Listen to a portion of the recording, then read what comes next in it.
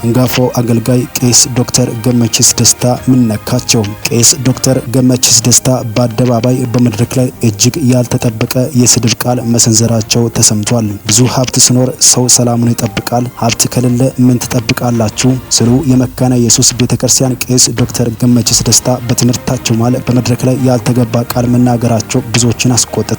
ሌባ የሚበዛበት ድሃ ሰፈር ነው፣ ስርቆት የሚበዛው ድሃ ሰፈር ነው፣ በሽታ የሚበዛው ድሃ ሰፈር ነው። እንደ ድህነት ሰላም የሚነሳ ነገር የለም። ብዙ ሀብት ሲኖር ሰው ሰላሙን ይጠብቃል፣ ሀብት ከሌላችሁ ምን ትጠብቃላችሁ? ምንም የምትጠብቀው ነገር የለም ሲሉ በትምህርታቸው ማለት ይህን ቃል መሰንዘራቸው በርካቶችን እያስቆጣ ይገኛል። እኚህ አገልጋይ ቄስ ዶክተር ገመቺስ ደስታ ከጥቂት ሳምንታት በፊት እንዲህ ካሉ አስተምሮች ጋር በተያያዘም ቃለ ሕይወት ቤተክርስቲያን አዘጋጅታ በነበረው ኮንፈረንስ እንዳያገለግሉ ከተጋባዥ አገልጋዮች መካከል ተሰርዘው እንደነበርም የሚታወስ ነው። ይህንን አስመልክቶም ኢንጂነር ጌታሁን ሄራሞ ያሳዝናል ሲሉ በዚህ ግለሰብ ንግግራቸው ማዘናቸውን ገልጸዋል።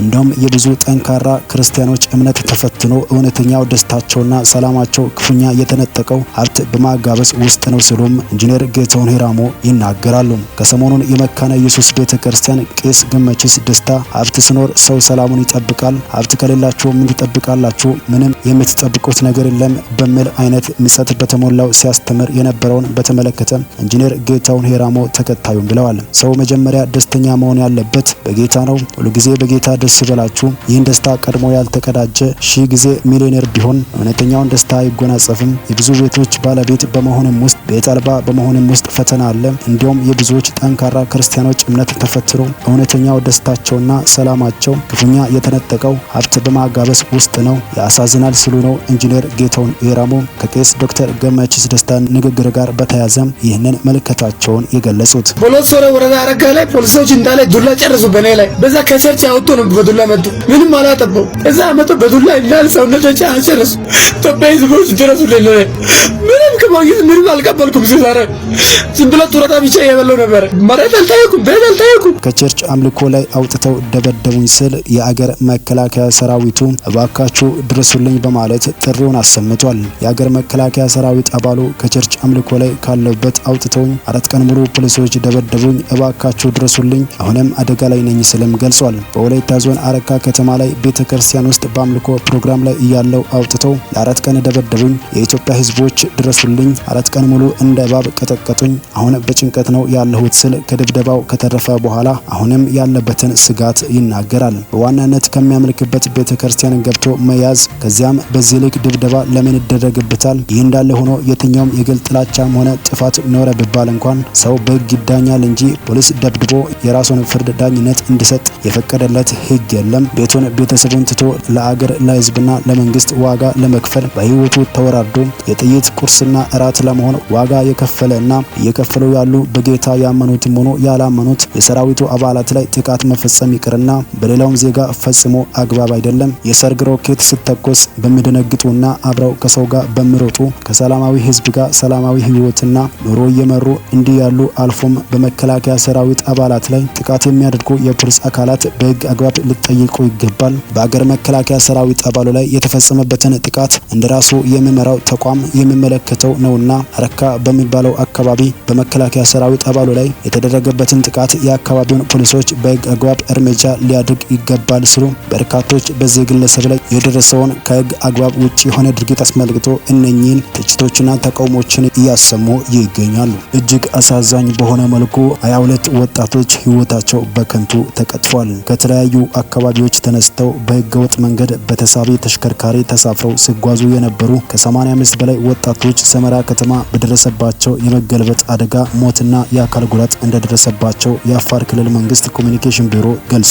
አንዳንዶች የሟቾችን ቁጥር 30 ያደረሱት ሲሆን የክልሉ መንግስት ደግሞ የሞቱት 22 ሰዎች መሆናቸውን ገልጿል። ስለ ጉዳዩ የተጠየቁት የክልሉ ኮሚሽነር ቢሮ ኃላፊ አቶ መሐመድ አሊ የሞቱም አሉ፣ ነፍሳቸውን ይማር፣ በህይወት የተረፉም አሉ፣ ቀላልና ከባድ ጉዳት የደረሰባቸውም አሉ። እስካሁን ባለው መረጃ የ22 ሰዎች ህይወት አልፏል። 30 በጣም ከፍተኛ ጉዳት፣ 35 ከባድና ቀላል ጉዳት ደርሶባቸዋል ሲሉ ነግረውናል። ሾፌሩ አደጋ ይድረስበት ይሞት ይኖር ያለበት ሁኔታ እንደማያውቁ አቶ መሐመድ ገልጸዋል። አደጋ የደረሰባቸው በህገወጥ መንገድ በጅቡቲ በኩል ሊሄዱ የነበሩ ሰዎች ናቸው። በተሳቢ ነው ተጭነው የነበረው ያሉት አቶ መሐመድ አደባባዩን ሲዞር በደረሰበት የመገልበጥ አደጋ የመኪና የመኪናው አራቱም ጎማዎች ወደ ላይ ሆነዋል ነው ያሉት። ወጣቶቹ በህገወጥ መንገድ የሚሰደዱት መሬታቸውን፣ ንብረታቸውን ሽጠው መሆኑን ጠቅሰው በህጋዊ መንገድ መሄድ መለመድ እንዳለበት፣ ሌሎች ወጣቶች መጠንቀቅ እንዳለባቸውም አሳስበዋል። በተለይም ህገወጥ ደላላዎች ላይ በደንብ መስራት ያስፈልጋል ሲሉም ገልጸዋል። በጣም ከባድ ጉዳት ነው የደረሰባቸው።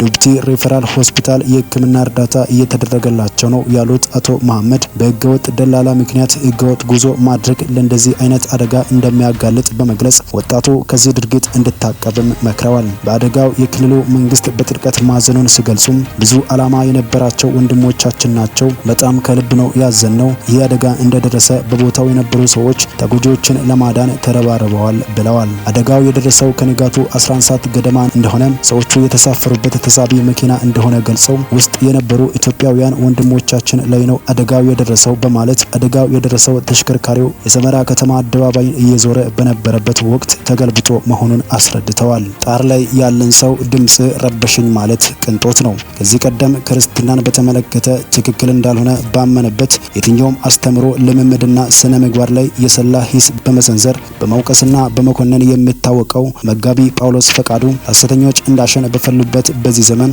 ሰዎችን ፍቅር እንጂ ውግዘት አይመልሳቸውም የሚል ሰው ሆኖ መገኘቱ ብዙም ስሜት ሳይሰጠኝ ብቻ ሳይሆን በጣም ሲከነክነኝ ቆይቷል። በእርግጥ በትናንቱ የስልክ ንግግራችን ይህን ጉዳይ ዳግመኛ ባነሳውለት ጊዜ ሽሜ ይሄ ነገር ከሌሎች አንደበት ተወስዶ የተለጠፈብኝ እንጂ እኔ ፍቅር የሚል ቃል አልወጣኝም፣ ውግዘትም አያስፈልግም አላልኩም ብሎኛል። ቀደምት የቤተ ክርስቲያን አባቶች ሲያደርጉት የኖሩትን ተግባር እንዴት ይቃወማሉ ስለም ራሱን ተከላክሏል። ጆሮዬ ሳስቶ አሊያም ልቤ ስቶ ካልሆነ በስተቀር ጳውሎስ ፈቃዱ ከዚህ ቀደም ውግዘትን በሚያወግዝ ስሜት የአዲስ አቀራረቡን ወይም በእርሱ አገላለጽ ሜቶዶሎጂ ብቸኛ አስፈላጊነትና ተገቢነት ሲገልጽ መስማቴ አቃቢያንን ማን ያቀባችሁ ስል በማህበራዊ ሚዲያ ትስስር ገጹ በከተባት ጦማር ምክንያት ትልቅ ውዝግብ አስነስቶ እንደነበር ግን ትዝ ይለኛል። ጳውሎስ ፈቃዱ የመሰለውን የዕቅበተ እምነት ዘዴ የመከተል ክርስቲያናዊ መብት አለው። እሱ ከሰጠኝ ለእኔ አዲስ የሆነ መረጃ ተነስቼ ግን ሰዎቹ ስሙን መጠቀሚያ ከማድረግ የዘለለ የመለወጥ ዓላማ እንደሌላቸው እንዳስብ አድርጎኛል። ወዳጄ ይሁነኝ ብሎ የመረጠው መንገድ ከ20 ዓመት በኋላም የሚገኝ ውጤት ካለ ግን እሰየው ነው። ይሁንና ወንድሜ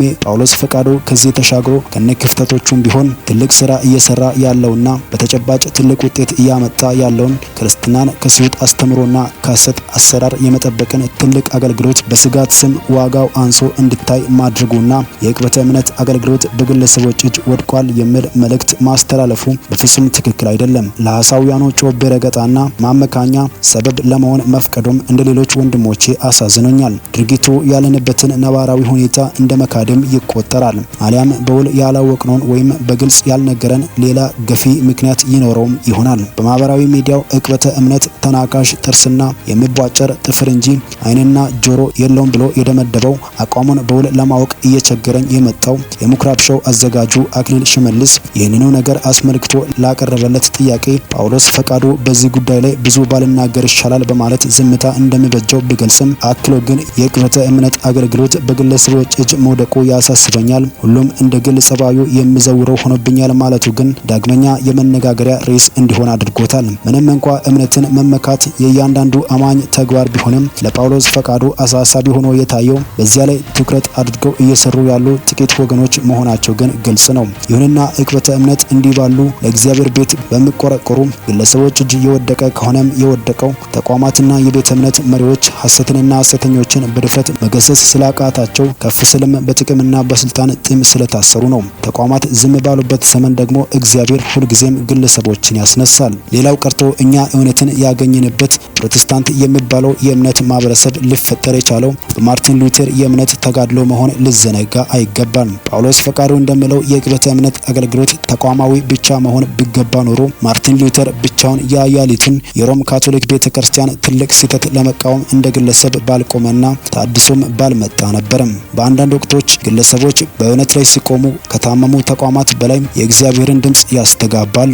ዛሬ በሀገራችን እየሆነ ያለውም ይኸው ነው። የሌሎቹን ትቼ እንደ ዶክተር ስዩም አንቶኒዮስ ያሉ ለእግዚአብሔር ቤት ንጽህና የሚቆረቆሩ ወገኖች አባል የሆኑባት ቤተክርስቲያን የወቅቱ መሪዎች ግብረ ሰዶማዊነትን ከሚደግፉ የአውሮፓና አሜሪካ መንፈሳዊ ተቋማት ጋር በረድኤት ሰበብ የጀመሩትን የጥቅም ሽርክና በጽናት እየተጋፈጡ ያሉት በግለሰብ ደረጃ ነው። ጸባይን በተመለከተም እያንዳንዱ አቃቤ እምነት የራሱ ጠባይ፣ የንግግርና የአጻጻፍ ዘይቤ ይኖረዋል። ሁሉንም አይነት አቀራረብ እንደ ትክክል መውሰድ ባይቻልም በአንዳንድ ዶክትሪናል ጉዳዮችም የነገር እይታ ልዩነት ሲከሰት ቢስተዋልም አቃቢያኑ በአመዛኙ የሚሟገቱበት መስፈርት ግን ግላዊ ሳይሆን መጽሐፍ ቅዱሳዊ ነው። በመሰረቱ የሐሰተኛም ሆነ የእውነተኛ ትምህርት ምንነት የሚለካው በአቀራረቡ ለስላሳነት ወይም ጠንካራነት ሳይሆን ከመጽሐፍ ቅዱስ እውነት ጋር በመጣጣሙ ወይም ባለመጣጣሙ ነው። እውነትን በፍቅር መግለጽ የተገባም ቢሆን በተለይ በዚህ ከባድ ወቅት የአንድ አቃቤ እምነት አቀራረብ የቱንም ያህል ቢሻክር የልቡ ዓላማ በጎቹን ከተኩላ ለመጠበቅ እስከሆነ ድረስ አቀራረቡ